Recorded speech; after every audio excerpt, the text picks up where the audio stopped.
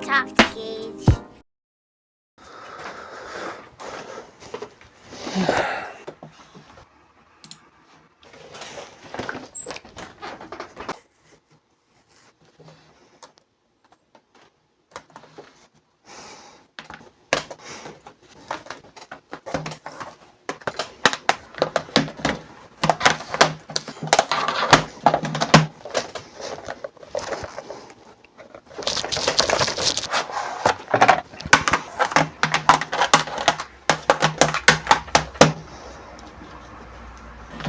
And hello everyone, welcome back to another video here on Engage. I know it's been a minute since I've made a video. I've been, oh my goodness, so busy with so many other things, different parts of my life, and a lot of it's good things. You know, it's a good busy. It's not just, you know, being busy for the sake of it, but stuff that I'm genuinely very passionate about and just make me feel very happy in life. And I'm sure that eventually we'll get around to talking about some of that here on the channel. But for today, I've been dying to talk about some movies, and honestly I need to just like sit down and make a bunch of videos about movies because there's just so many that I want to talk about, and I want to share my opinions with all of you. So expect that. Hopefully I can make those videos here soon, because talking about movies is one of my favorite videos to make on the channel because they're relatively simple, I guess, to put together. You know, it opens up the ability for a lot of creative freedom, but they're very simple and straightforward, and I enjoy that I can just make a lot of those videos for you guys, make a lot of them for me, and I enjoy just sort of expressing my personal opinions about film. It's a lot of fun. That's what we're doing today, but today has a little bit of a twist where we're going to be talking about all of these movies right here. We're going to be talking about Wes Anderson's entire filmography, and we're going to be ranking them from not best to worst, but my personal favorites. So this list is in no way the correct list. It's just my personal list. So these movies are going to be in some crazy orders compared to what I know most people would do.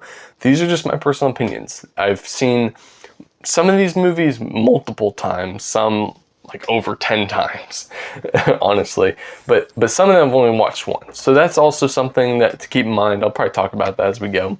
But these are just how I feel about these movies in this moment in time right now. So with all that being said, let's watch some Wes Anderson. Wes Anderson's honestly one of my favorite directors at this point. He's probably a top 3 director. I really love his visual art style in a lot of his films. We'll cut that. Anyways, we have right here, we're going to start out with the what numbers are we even working with? Oh, and one more thing I forgot to mention is that this list is only considering Wes's full feature length, like films, like theatrical films. We're not going to be counting his short films, although I have seen all of those as well. Shout out to Henry Sugar, it's probably the best one. But yeah, this is just his 11 theatrical films that he made. I think it is 11. 3, 4, 5, 6, 7, 8, 9, 10, 11. Yeah, okay. So coming in at number 11 for me, it's gotta be Rushmore. Rushmore is probably my least favorite of his films currently. But it's good. And let me say this, that I don't think Wes has ever made a C-tier movie. Like, all of his movies are good to masterpieces. Like, I think they're in that range. I think all of them are really good, including Rushmore. I think Rushmore was sort of the beginning of Wes's style, sort of coming out. You know, he was, because this was his second film, so you start to see a few more shots compared to Bottle Rocket, which was his first, that really feel like the Wes that we would eventually see develop. Bottle Rocket is an interesting story. It's about this kid, he's 15 years old, he's going to the school, and he's basically trying to do everything. He's trying to do everything. And I like that part of the story. I like that he was a very interesting character. He was unlike any other character I've ever seen in any other movie, and I liked that. I thought that was cool that Wes was able to pull that off. I thought he was very fascinating and had some depth to him. I think where this movie sort of got on my nerves is also with the protagonist. You know, he's very unique, but he also kind of gets on your nerves a little bit. Sometimes he can. For me, he did. Because I found the whole plot with him and the teacher that he was trying to be with, it felt very Wes Anderson, but it was also, I don't know, it was kind of on that line of being like a little too weird. And maybe it's okay, you know, like, because she's not necessarily reciprocating in the film, you know, his feelings of adoration towards her. But it's just very weird. It's a very weird territory this movie falls in. But I thought Bill Murray was also really great in this movie. Jason Schwartzman plays the main character in this one, and I thought both of them, you know, they did a great job. I think, I'm pretty sure this is Jason's first movie. So that was cool. I think where the movie kind of hit strongest with me, and what I liked most about it, was sort of reading between the lines of this character. You can sort of piece some things together about his story.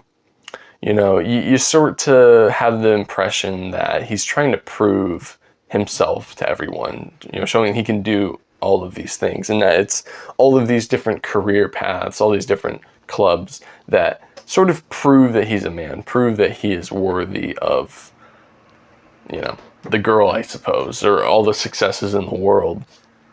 And then Bill Murray's character is someone who is there, who is successful, who has made it, so to speak. And he's still struggling with the same exact, you know, same exact kid. He wants to be with the same girl in the movie. And he's still struggling the same way as the kid. So I feel like that was an interesting exploration about careers and how we view success. But that's pretty much where my enjoyment ended. Watching this movie, at least for the first time, because I've only seen this one once. But what a cool movie. I actually thought it was very good, all things considered. Just not my favorite. And coming in at number 10 is going to be The French Dispatch. So a lot of people probably already clicked off this video or left a hateful comment saying, why don't you like French Dispatch? This is like top 3 easily. And again, remember, this is just my personal list of movies that I gravitate towards. There's certain styles of Wes movies, or certain ones that I just didn't latch onto as much as some of you. The French Dispatch is one of them. For a while, this was at the bottom of my list when I first watched it. And the reason for that was, I just couldn't get into it. You know, it's an anthology film. It has like, I think it's 3 or 4 different stories, like short stories within its runtime. Very stylized. Let me say that. That's probably this movie's greatest strength, is the fact that the visuals, the camera work is probably the best Wes movies have ever been.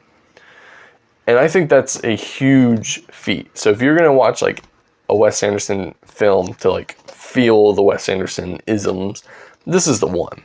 Because it really is his style on full display. I think story-wise is where it kind of just doesn't hit as strongly with me, because we're dealing with multiple short stories, and sometimes I can vibe with anthology films, sometimes. But I never end up loving them as much as I feel like I could, and so I never end up really gravitating towards anthology films all that much. The French Dispatch is that way, is kind of that way. I think it's really cool. I thought the visuals were incredible. I thought the setup for it being an anthology, with it being this like new, you know, the French Dispatch, like this newspaper company, I thought that was cool. It was a very cool movie, but not necessarily one of my favorites. And I don't have a lot that I really think about anymore with this movie, if I'm being honest. So coming in at number 9, I believe, is The Royal Tenenbaums. Now this is one that I know people are really not going to like that I put it this low. But let me explain. The Royal Tenenbaums, it's a very good movie. I knew it was a very good movie from the moment that I watched it. I thought it was honestly quite incredible. I thought the characters were interesting. I thought the cast was incredible. I thought Royal himself, which is like the dad character, basically the main character, I thought he was very funny and he was very interesting to watch on screen. And this is a movie about broken families, and I found that to be very compelling. It was a very compelling watch for me because, you know, this guy has really lost a lot in his life. You know, maybe it would have, you know, been harder hitting with me if, I guess, if we knew a little bit more about Royal. You know, it's all kind of covered in like the prologue, but I felt like I didn't fully understand the stakes and what was going on. And maybe that's just a fault with me and watching this for the first time and only having seen this movie one time. I will say that I really like how each part of the movie is sort of separated into chapters, where the chapter, it will be like chapter 1, 2, 3, and so on and so forth. And there's a little bit that you can read at the top, like it's a storybook, and you can read that, and it's actually what's going to happen. So I thought that was a really interesting way to have the movie sort of like, you know, like it is a story, you know, and it's being told to us, and you can kind of read a little bit, you know, before the scene begins. So this is really cool. It's honestly very, very original, very unique. I think Wes did a great job with this movie. Is it one of my favorites? No. When the ending came around, and, you know, a lot of people say it's a very emotional ending. It just didn't hit me as hard as it did other people, I feel like. Again, I felt like I was the odd man out because everyone was saying like it's one of the most emotional and, you know, emotional Wes Anderson films ever. And I don't know, I thought there were some great moments. Like, I definitely thought there were great moments. Like Luke Wilson's character, like when he you know, cuts his hair and stuff like that. That was some good stuff. There's some really cool moments. But overall, just not one of my favorites. But number 9, still a great movie. Coming in at number 8 is got to be Asteroid City, Wes Anderson's newest movie as of recording this video. And honestly, Asteroid City is cool. It is a good movie. I was very confused by it though. When I first watched it, I had no idea what was going on. I was very lost. And with reflecting on this movie, I realized that Asteroid City is a play in the movie, and whenever the movie goes black and white, it's the real world. Totally went over my head. I know, I'm a moron, I'm really dumb. I'm just sometimes slow when it comes to figuring those things out. Although I wasn't when I watched the movie Little Women. That's kind of weird. But Asteroid City feels like a movie I am excited to revisit. I feel thrilled to be able to watch this one again. And I might honestly say the same about Rushmore as well. I'm very interested to watch both of those again and see if my ranking changes in the future with these two. Because Asteroid City felt kind of creepy by the end, right? Like, I mean, if any of y'all have seen it, you'll know what I'm talking about. Like, the final moments of this movie are like very strange in the best way, where it feels like you just witnessed something that you like shouldn't have or something. It's very frightening in a great way. It feels like it has a lot to say, but a lot of that kind of went over my head and I didn't fully understand it. So I want to revisit this movie. I feel like I need to, honestly, before I can really have strong thoughts on what the story is saying, because I wasn't really clear on that. The visuals are incredible though. The colors in this movie are probably, it might be one of the best like looking Wes films as well, in terms of color especially, just so beautiful. Also probably the most stacked cast maybe in cinema history, if you ask me. It's just one of the craziest casts. And shout out to Maya Hawke. I'm a huge fan of Ethan Hawke, and it was so cool finding out that his daughter was in this movie. That was really, really cool. Tom Hanks is also in here. Jason Schwartzman doesn't even look like Jason Schwartzman to me, but he did a great job. This is a cool movie. I'm going to leave my thoughts there because I feel like there's so much more to this movie that just I didn't understand. But it is very good, and it's one that it's an enigma. It's one I'm very fascinated by. But that's where we're going to put it on the list. Coming in at number 7 is going to be Bottle Rocket, Wes Anderson's first film. And I know this is crazy. Most people are not putting this movie this high up, but I am. I really had a good time watching Bottle Rocket. Is it a perfect movie? No. Is it, you know, does it have a lot of flaws? I mean, yeah, it definitely is weird. It's definitely a weird movie. And it's Wes's first movie, and it, you know, doesn't really have a lot of the camera work and color scheme and stylings of his later movies, but there's still enough there where you're like, yeah, that's definitely Wes, you know.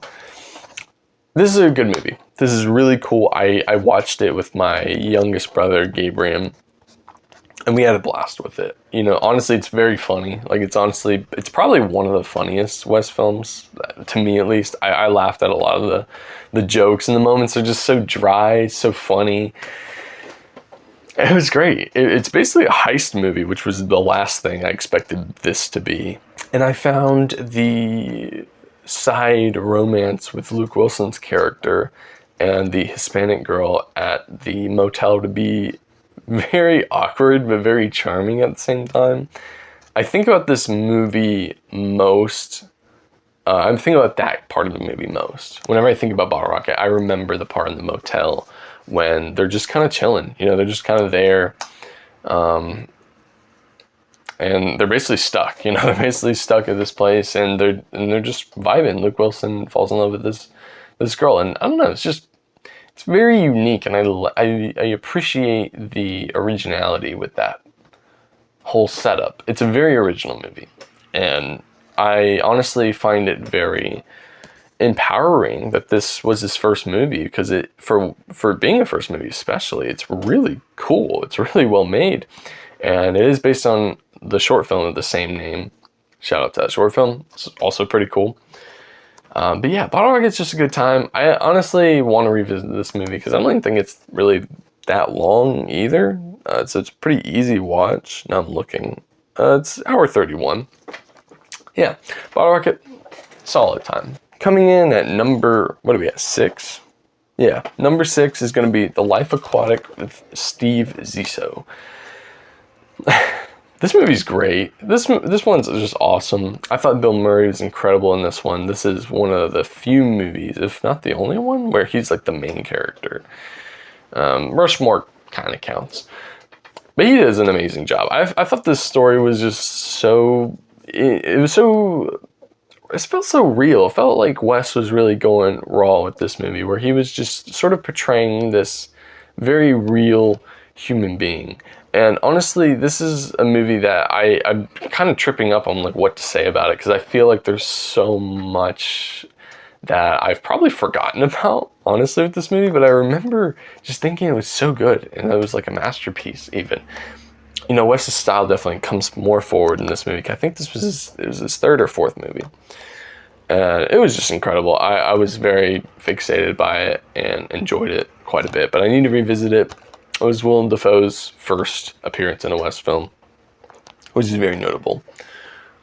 Yeah, I feel like I don't have a lot to say about this movie, I'm being honest. I'm sorry, guys, but Life Aquatic is very good, and I think y'all should definitely go watch it if you want to get into Wes Anderson. Coming in at number 5, I can explain. No one else is putting this movie this high, probably. This was my second Wes film I ever watched.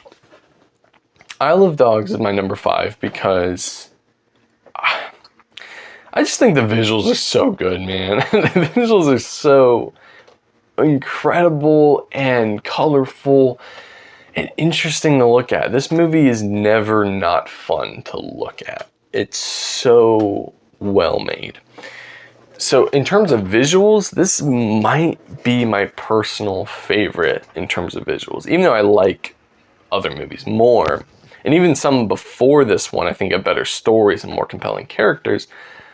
This one just has the best visuals. And that's not to say it doesn't have story. It does, you know? And I think a lot of people aren't really a big fan of the movie because of its story. That's the vibe I get when I hear. A lot of people don't like the foreign exchange student character in this movie, voiced by Greta Gerwig, which I thought was crazy. She's an incredible director. But yeah, she's actually in this movie. You know, look, I'm going to speak for myself on this one and say that I appreciate what the story is going for, or what I got out of the story at least. It seems to me to be a story about love, one way or another. You know, the love between the dog and the owner. The fact that Oh gosh, what's the kid's name? Is it? It's not. No, not Tadashi. That's from Big Hero 6. I don't know why his name's falling out of my ears right now, but that character, the main kid, he loved his dog so much he wanted to go find him. He wanted to find Spot, and that's really cool. And then where that beginning sort of goes, where you start, there's some twists and turns, and then the journey ends with a different outcome than what you expect. I found it to be actually kind of thought-provoking. It was a movie I enjoyed pondering, and this also was a very influential movie in my film going and enjoying experiences, because it was also one of the earliest ones that I remember watching when I was really getting into film, if you will, and I was really getting into other movies besides just like the big blockbuster ones that I enjoyed so much growing up. And so this one was very influential because I felt so compelled to consider it and think about it over and over again. But there's more to it for sure. I mean, you can look at it as how government tends to, brainwash people and enact these rules that really aren't good for everyone, not good for the dogs.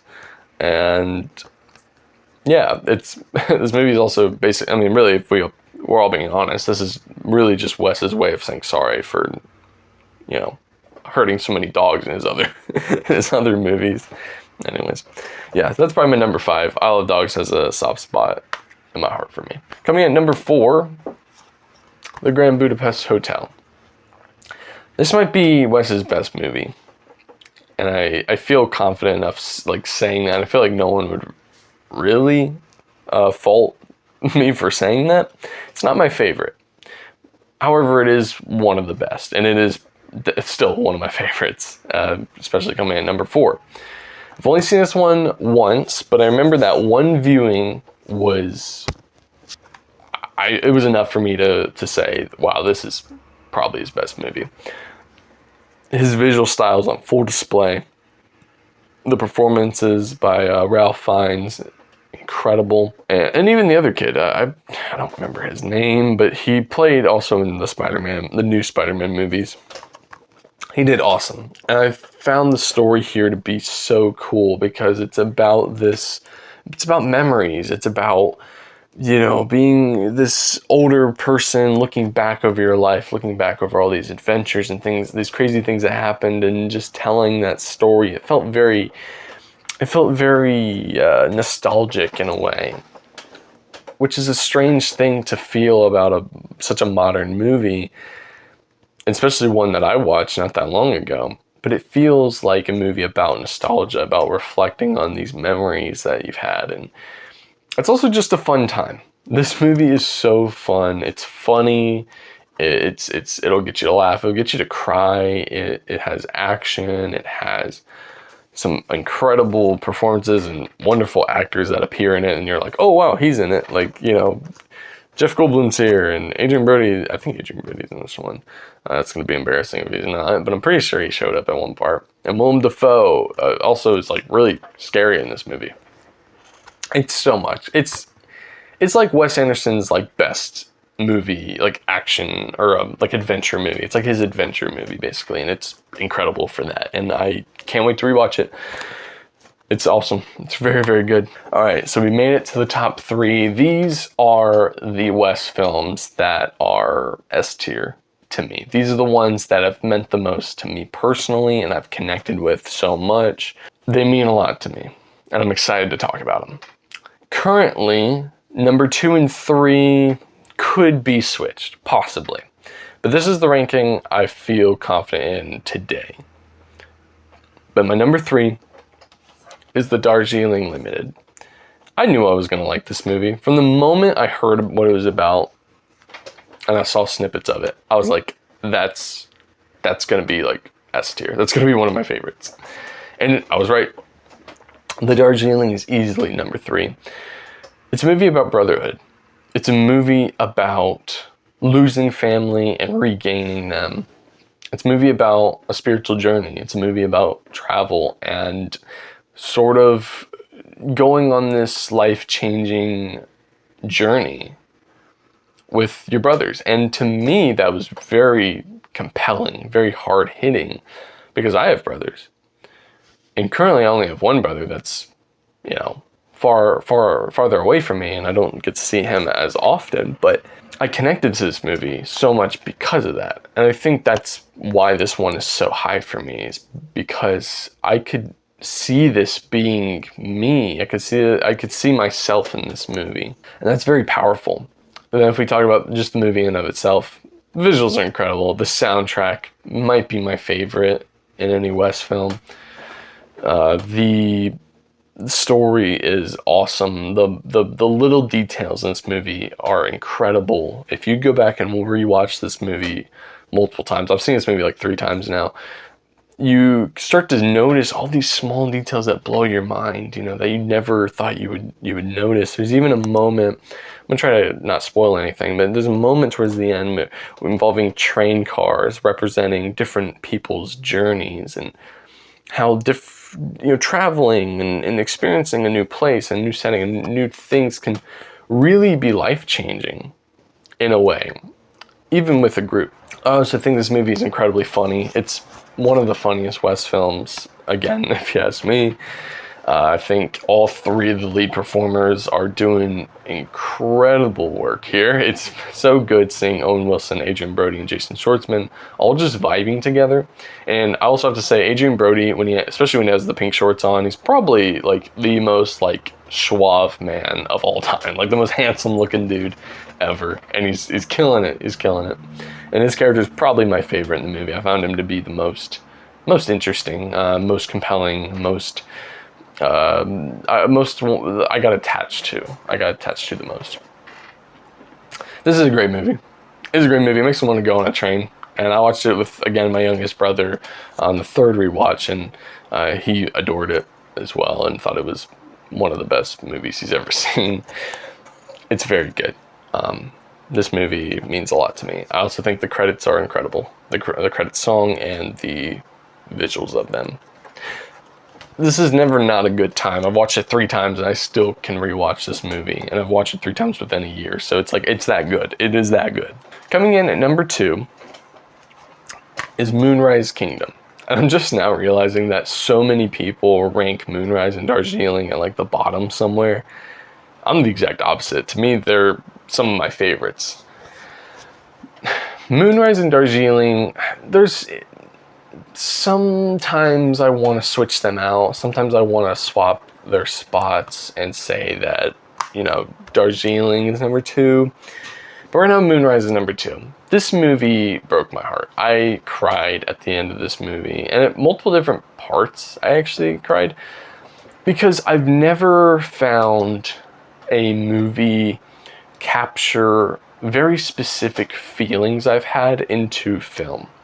Until this one did it. Sometimes I honestly have the desire to just run away, but I don't want to run away by myself, because I've always had family around me. I've always valued family too much and connections. I wouldn't want to go alone. And in this movie, it's about 2 kids who have had broken families, have had bad upbringings, and they just want to run away. And they want to run away together, and they want to just survive together. It's really powerful. Like, it's really, oh my goodness, I connected with this movie so much. I've never seen a movie just like capture how I felt so well on film. I also think if you just take the movie surface level, I think the kids are doing a great job. I think that they're very funny and charming. I think they're very deep and complex. This, again, has some incredibly funny moments, has some really good shots, especially for a lot of them being in the outdoors. Very well done. Very, very well done. Yeah, this is a good one. This is a good movie. I also think the ending is very emotional. It kind of killed me. I died because when I watched it and I saw the ending, I was like, wow, like Moonrise Kingdom takes on a whole new meaning. If you ever felt lost in life and like you just want to run away from everything, because life just doesn't seem fair, watch this movie, and I think it might just be the perfect movie for you during that time. That's all I'm gonna say. Very good. I was trying my best not to cry while talking about this movie, if y'all could tell. Number 1, come on, you already know. Fantastic Mr. Fox is the film. It is the film. Easily my number 1 favorite Wes Anderson film. It's also my 3rd favorite movie of all time. This was such an important movie for me, as it was the movie I watched that, it was the movie that got me into other cinema, but what movies could be, and I owe this movie so much for that. It has meant so much to me. I've watched this movie probably like 12 different times, not even gonna lie, like literally 12 different times within a year. It was like, my obsession with this movie was crazy. Can't wait to watch it again. It's endlessly rewatchable. The characters are fun and charming. It's probably the best stop motion movie ever made. It's definitely my favorite.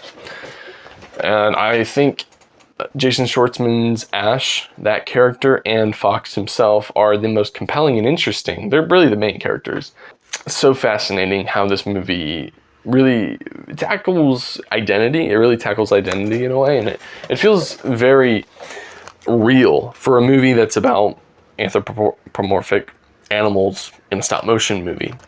It feels very real, like these are real people that just so happen to look like animals. And the movie does something with that. It does things with that. And it's a movie I honestly don't fully understand it. I will be honest, I've watched this movie 12 times. I still feel like I don't fully comprehend everything it's trying to say to the fullest extent, and I love that. I love that this is a movie that I'm probably going to watch 12 more times, and still not fully understand it, and that's awesome. I like movies that give me a reason to revisit it over and over, and that are interesting to look at too, especially like this one. It makes it easy to rewatch it, because it's so artistically fulfilling to look at, just to witness it unfold. It's beautiful. It's one of the prettiest looking movies, and I love that I can rewatch it over and over again, and it's such an important movie to me. It'll probably always be a top 10er, but probably always a top 3 for me, and currently it is my number 3 favorite movie of all time. And yeah, this is a good one. This is a really, really good one. But yeah, so there you have it. There's my list of the Wes Anderson filmography. You'll have to let me know what you think down below. Really, just tell me what your favorites are. Tell me like your top 3 maybe. Or hey, go crazy with it. List them in order, all 11 films, and let's just talk about it there. I would be very interested to see what some of my audience likes about these movies and which ones they gravitate towards, if you've seen any of them, or if you've just seen one. Tell me about your experience with that 1 or 2 Wes films that you've seen. But yeah, I think I'm going to end this video here. Thank you guys for watching, if you made it up to this point. And yeah, I'm hopefully going to be making some more videos here soon. I'm going to try any chance I get to fit it into like my schedule, or really just fit in the time for it. I'm going to try to. I'm going to try to make more of these, because there's some movies I've been dying to talk about, and I'm not always going to be ranking, so sometimes I just want to sit down and talk about some movies, and we're going to do that. Anyways, that's it. See ya.